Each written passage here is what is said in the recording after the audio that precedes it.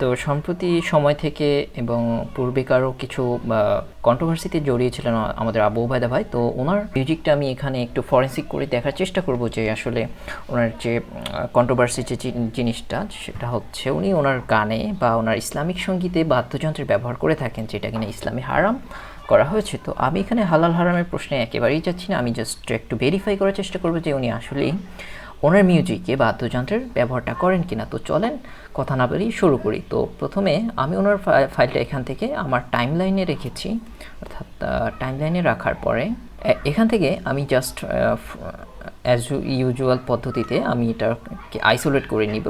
Basically তো গানের মধ্যে দুইটা এলিমেন্টস থাকে, একটা হচ্ছে ভোকাল পার্ট আর একটা হচ্ছে ইনস্ট্রুমেন্টাল যে পার্টটা থাকে এটা। তো আমরা এখান থেকে আইসোলেট করে ওনার যে ভোকালটা অর্থাৎ গানটা, যে ওই গানটা আমরা রিমুভ করে দিলে দেখা যাবে যে ওনার গানের যে বাকি এলিমেন্টসগুলো সেগুলো কি আসলে বাদ্যযন্ত্র নাকি অন্য কিছু।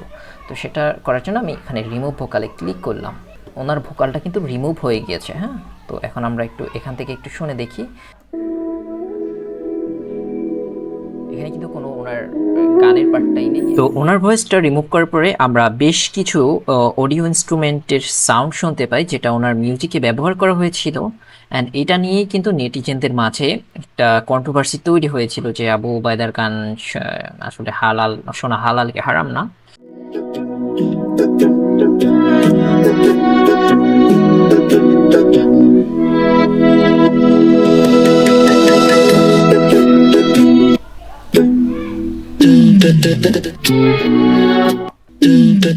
হ্যাঁ, এখানে কিছু একটা বিট টাইপের একটা ইউজ করা হচ্ছে, হাই বিটের।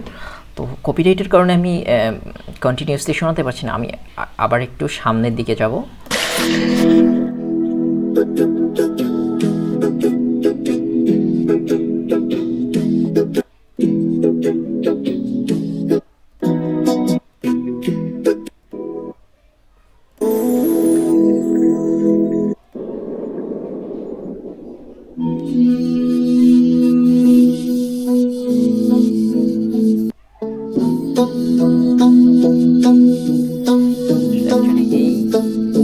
পাচ্ছি এটা কি, মানে কি শব্দটা আমি বুঝতে পারছি না। তবে এটা এই ধরনের যে ব্যাকগ্রাউন্ড ইফেক্টস এগুলো সাধারণত গানে ব্যবহার করা হয়ে থাকে।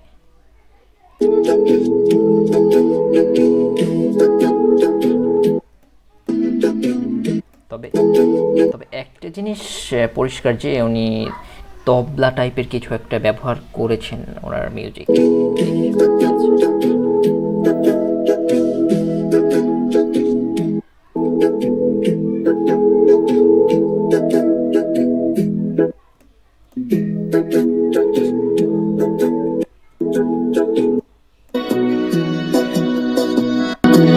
এখানে ভাই ধরা খেয়ে গেছে।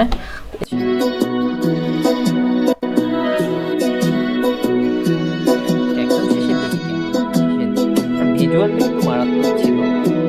ওনারও গানের কথা, তো ওনার মিউজিকের অনেক জায়গায় ব্যাকগ্রাউন্ডে আমরা এমন ইনস্ট্রুমেন্টের ব্যবহার পেয়েছি। So that's all for today, thank you.